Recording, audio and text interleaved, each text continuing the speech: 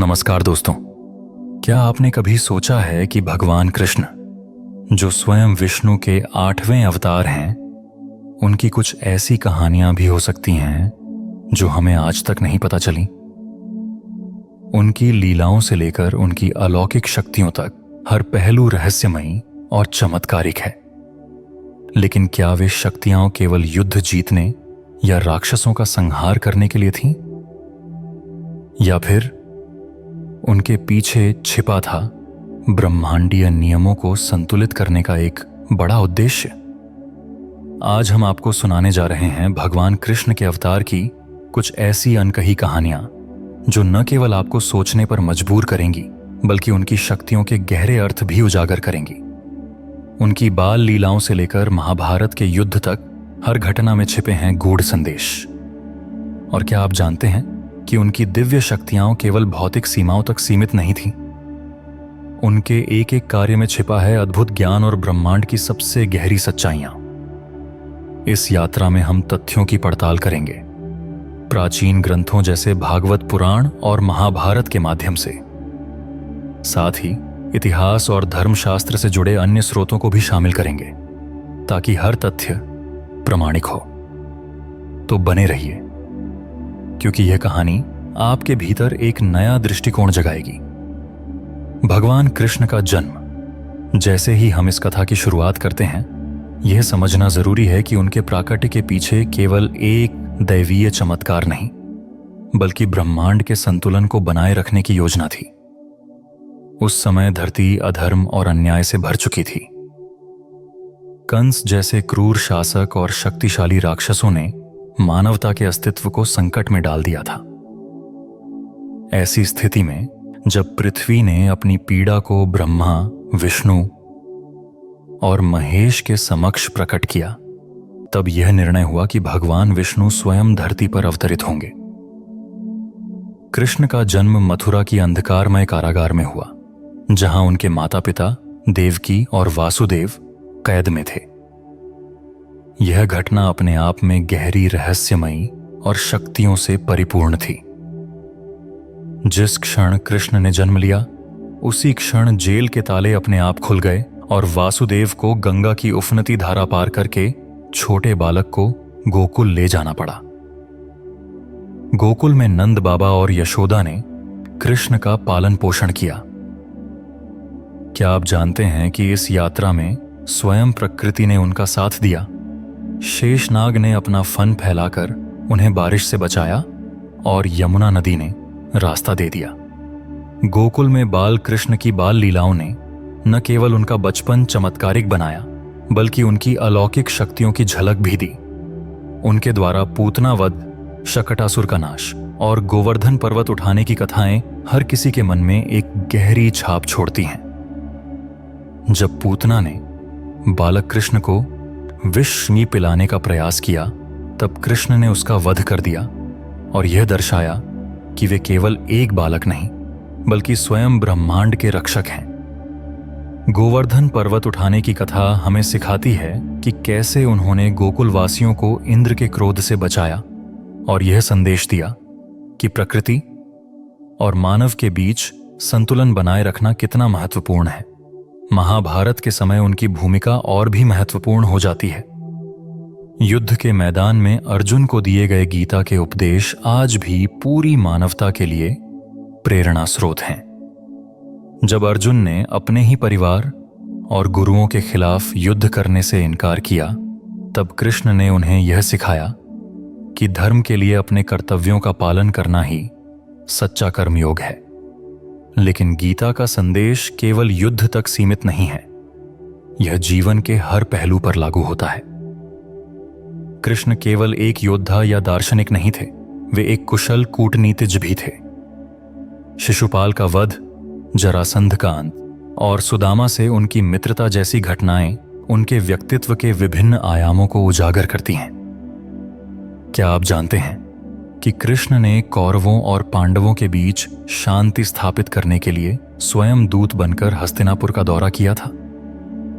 लेकिन जब दुर्योधन और कर्ण ने उनकी बात न मानी, तब उन्होंने महाभारत के युद्ध को अनिवार्य मानते हुए धर्म की विजय के लिए पांडवों का साथ दिया। इन सभी घटनाओं में छिपे गहरे संदेश और चमत्कारिक शक्तियां हमें यह सोचने पर मजबूर करती हैं कि क्या कृष्ण केवल एक ऐतिहासिक व्यक्तित्व थे या फिर उनके जीवन का हर पहलू ब्रह्मांड के गहरे रहस्यों को उजागर करता है। उनकी लीलाएं केवल कहानियां नहीं बल्कि जीवन की अनमोल शिक्षाएं हैं। जब कृष्ण की लीलाओं और घटनाओं पर विचार करते हैं तो यह स्पष्ट होता है कि उनका जीवन केवल एक साधारण अवतार कथा नहीं था, बल्कि यह ब्रह्मांडीय सत्य और जीवन की गहरी सच्चाइयों को उजागर करने का एक माध्यम था। उनके जीवन के हर चरण में कुछ अनकहे रहस्य और रोमांच छिपे थे जो उनकी शक्तियों और व्यक्तित्व को और भी गहराई देते हैं। गोकुल में अपने बाल्यकाल के दौरान कृष्ण ने कई असामान्य घटनाओं को जन्म दिया। पूतना का वध शायद एक शुरुआत थी, लेकिन उसके बाद की घटनाएं और भी रहस्यमयी थीं। क्या आप जानते हैं कि कृष्ण ने अपने मित्रों के साथ खेलते खेलते उस बछड़े को मार डाला था जो वास्तव में एक असुर था। यह केवल उनकी शक्ति का प्रदर्शन नहीं था, बल्कि यह दिखाता था कि वे हर छल को पहचान सकते थे। जब उन्होंने गोवर्धन पर्वत उठाया तब केवल इंद्र के क्रोध से गोकुलवासियों को बचाने का कार्य नहीं किया, बल्कि यह संदेश भी दिया कि जब मानव प्रकृति का सम्मान करता है तो वह स्वयं ईश्वर की कृपा को प्राप्त करता है। लेकिन गोवर्धन की घटना के बाद एक और महत्वपूर्ण घटना घटित हुई।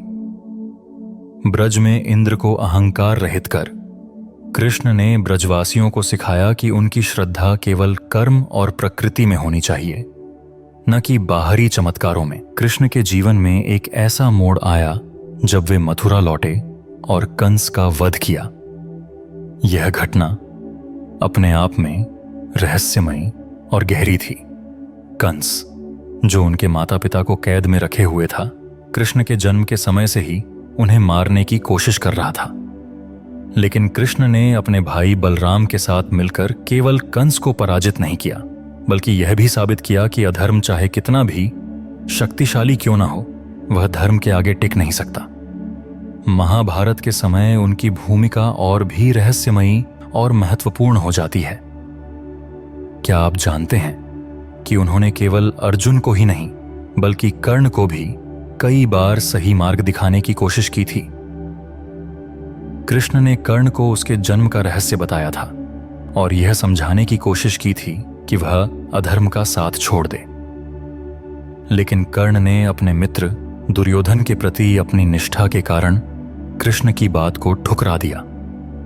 यह घटना कृष्ण के उस पहलू को दिखाती है जहां वे हर किसी को सही मार्ग पर लाने का प्रयास करते हैं, लेकिन अंततः व्यक्ति का अपना निर्णय ही उसकी नियति तय करता है। कृष्ण का सबसे बड़ा रहस्य उनकी मृत्यु से जुड़ा है। उनके जीवन का अंत एक साधारण घटना नहीं था, बल्कि यह भी एक गहरे संदेश को उजागर करता है। महाभारत के युद्ध के बाद जब यादव कुल में आंतरिक संघर्ष शुरू हुआ, तब कृष्ण ने यह सुनिश्चित किया कि यह कुल स्वयं अपने अहंकार और शक्ति के कारण नष्ट हो। उनके अंत का सबसे दिलचस्प पहलू यह है कि उन्होंने स्वयं अपनी मृत्यु को स्वीकार किया। एक शिकारी के तीर से उनका देह त्याग करना यह दर्शाता है कि ईश्वर भी उस नियम का पालन करते हैं जो उन्होंने स्वयं इस सृष्टि के लिए निर्धारित किया है। कृष्ण के जीवन की यह घटनाएं केवल चमत्कार या लीलाएं नहीं थीं, बल्कि यह उन गहरे संदेशों और शिक्षाओं का संग्रह है जो मानवता को धर्म, कर्म और सत्य का मार्ग दिखाते हैं। जैसे जैसे भगवान कृष्ण की कथा अपने चरम पर पहुंचती है, हर घटना, हर रहस्य और हर चमत्कार एक गहरी सच्चाई की ओर इशारा करता है। उनकी महिमा केवल उनके चमत्कारों में नहीं थी, बल्कि यह भी कि उन्होंने हर परिस्थिति में धर्म का साथ दिया और मानवता को जीवन के सबसे कठिन प्रश्नों का उत्तर दिया। महाभारत के युद्ध में जब अर्जुन ने अपने धनुष को नीचे रख दिया और युद्ध करने से इनकार कर दिया, तब कृष्ण ने उसे गीता का उपदेश दिया। यह वह क्षण था जब न केवल अर्जुन बल्कि पूरे संसार ने जीवन के सबसे बड़े सत्य को समझा। कृष्ण ने अर्जुन को यह सिखाया कि मनुष्य को अपने कर्तव्यों का पालन करना चाहिए, लेकिन फल की चिंता नहीं करनी चाहिए। यह उपदेश केवल युद्ध के लिए नहीं था, यह जीवन के हर पहलू पर लागू होता है। गीता का यह संदेश हमें सिखाता है कि कर्म ही सबसे बड़ा धर्म है। महाभारत के युद्ध में कृष्ण ने जो भूमिका निभाई वह केवल एक सारथी की नहीं थी। उन्होंने पांडवों के लिए ऐसे रणनीति तैयार की जिसने धर्म की विजय सुनिश्चित की। लेकिन इस युद्ध में एक और बड़ा रहस्य छिपा था, कृष्ण का सुदर्शन चक्र। जब युद्ध के दौरान जयद्रथ ने अर्जुन को घेर लिया और सूर्यास्त के बाद उसे मारने की योजना बनाई, तब कृष्ण ने अपने चमत्कारी सुदर्शन चक्र से सूर्य को ढक दिया। और जैसे ही जयद्रथ का ध्यान भटका, कृष्ण ने अर्जुन को संकेत दिया कि वह अपने तीर से जयद्रथ का वध करे।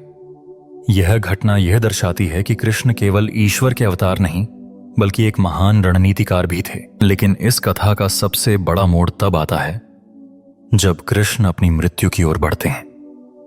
महाभारत के युद्ध के बाद यादव कुल में आपसी कलह और अहंकार के कारण विनाश का मार्ग प्रशस्त हुआ।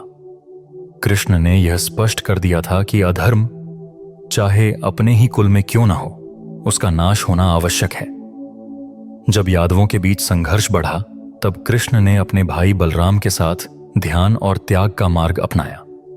उनकी मृत्यु भी उतनी ही रहस्यमयी थी जितना उनका जीवन। एक शिकारी जिसने गलती से कृष्ण के पैर को हिरण समझकर तीर मारा, वह तीर उनके जीवन का अंत बना।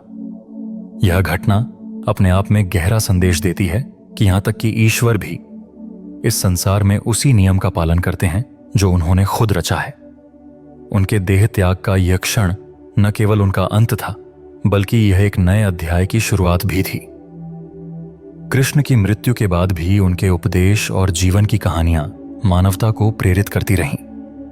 उनकी लीलाएं इस संसार के नियमों से बंधा है।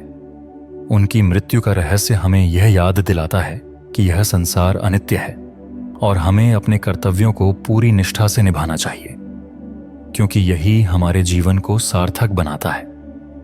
अब यहां एक सवाल उठता है, क्या हम आज के जीवन में कृष्ण के उपदेशों को आत्मसात कर पा रहे हैं? क्या हम अपनी हर परिस्थिति में धर्म, सत्य और कर्तव्य का पालन करते हैं, या केवल अपने स्वार्थ के लिए भटक जाते हैं? यह कहानी हमें अपने भीतर झांकने और अपने जीवन को सुधारने का अवसर देती है। आज की इस कथा को सुनने के बाद शायद हमें यह सोचने की जरूरत है कि हम अपने जीवन को किस दिशा में ले जा रहे हैं। कृष्ण ने हमेशा यह संदेश दिया कि जीवन में सबसे बड़ी शक्ति प्रेम, सत्य और विश्वास है। अगर हम उनके जीवन और उपदेशों से प्रेरणा लें, तो शायद हम अपने जीवन के हर संघर्ष को बेहतर तरीके से समझ और हल कर सकते हैं। तो इस कथा को यही विराम देते हुए मैं आपको यह याद दिलाना चाहता हूं कि कृष्ण की कहानियां केवल सुनने या मनोरंजन के लिए नहीं है। यह हमारे जीवन के लिए एक दर्पण है जिसमें हम अपनी अच्छाइयों और कमियों को देख सकते हैं। आप क्या सोचते हैं? क्या कृष्ण के उपदेश आज के युग में भी उतने ही प्रासंगिक हैं? क्या हम उनके दिखाए मार्ग पर चलने का प्रयास कर सकते हैं? इन सवालों के साथ मैं आपको छोड़ता हूं ताकि आप स्वयं इन उत्तरों को खोजें और अपने जीवन में बदलाव लाएं। धन्यवाद। और भगवान कृष्ण के जीवन से प्रेरणा लेते हुए अपने जीवन को सार्थक बनाएं। जय श्री कृष्ण केवल पौराणिक कथाएं नहीं हैं, बल्कि यह सिखाती हैं कि जीवन में सच्चाई, कर्तव्य और धर्म का महत्व सबसे ऊपर है। उन्होंने यह दिखाया कि जीवन के हर संघर्ष में, चाहे वह व्यक्तिगत हो या सामाजिक, सत्य और धर्म का पालन करना ही मानवता का सबसे बड़ा उद्देश्य है। यह क्लाइमैक्स हमें न केवल भगवान कृष्ण की अद्भुत शक्तियों का एहसास कराता है, बल्कि यह भी सिखाता है कि उनका हर कार्य एक गहरा संदेश लिए हुए था। तो भगवान कृष्ण की यह अद्भुत यात्रा हमें केवल उनके चमत्कारों की कहानी नहीं सुनाती, बल्कि जीवन के उन गहरे संदेशों की ओर भी ले जाती है जो आज भी उतने ही प्रासंगिक हैं। उनके जीवन का हर चरण, चाहे वह बाल लीलाएं हों, राधा के साथ उनका अलौकिक प्रेम, अर्जुन को दिया गया गीता का उपदेश या महाभारत में उनकी रणनीतियां, हर एक में एक सीख छिपी है। कृष्ण हमें सिखाते हैं कि जीवन में हर परिस्थिति में धर्म और सत्य का पालन करना चाहिए, चाहे वह कितना भी कठिन क्यों ना हो। उनके उपदेश केवल एक विशेष समय या घटना के लिए नहीं थे, बल्कि यह मानवता के लिए सदैव मार्गदर्शक रहेंगे। गीता में कहा गया है, योग कर्म सुकौशलम, अर्थात कुशलता और समर्पण के साथ कर्तव्य का पालन ही सच्चा योग है। यह उपदेश हमें यह समझने में मदद करता है कि जीवन का अर्थ केवल भौतिक सुख नहीं है, बल्कि सच्चे धर्म और आत्मा की शांति में है। कृष्ण के जीवन का अंत यह भी सिखाता है कि हर महान व्यक्ति, चाहे वह ईश्वर का अवतार हो, समय और किस्मत के प्रभाव से बच नहीं सकता। कृष्ण ने अपने जीवन के अंतिम क्षणों में भी यह संदेश दिया कि मृत्यु अनिवार्य है, चाहे वह देवताओं का स्वामी हो या आम इंसान। लेकिन कृष्ण का यह जीवन और उनका निधन हमें यह भी याद दिलाते हैं कि जीवन का असली उद्देश्य धर्म, भक्ति और सत्य का पालन करना है। उनका समापन इस सत्य का प्रतीक है कि मृत्यु के पार आत्मा कभी नष्ट नहीं होती, वह शाश्वत रहती है और हर अंत नए आरंभ की ओर एक कदम होता है। हमारी इस वीडियो का सफर यहीं खत्म होता है, लेकिन जाने से पहले हमारा आपसे एक सवाल है। इस वीडियो में किस चीज ने आपको सबसे अधिक प्रभावित किया है? कमेंट में लिखकर अवश्य बताएं, ताकि हम सब एक दूसरे के विचारों को जान सकें। और हमारे YouTube चैनल पौराणिक गुरु को लाइक और सब्सक्राइब करें, और साथ ही Facebook पर फॉलो जरूर करें, क्योंकि हम इसी तरह की रोचक कथाएं आपके लिए रेगुलर लाते रहेंगे। अगली वीडियो में फिर मिलेंगे, तब तक के लिए यूं ही खुश और मुस्कुराते रहिए।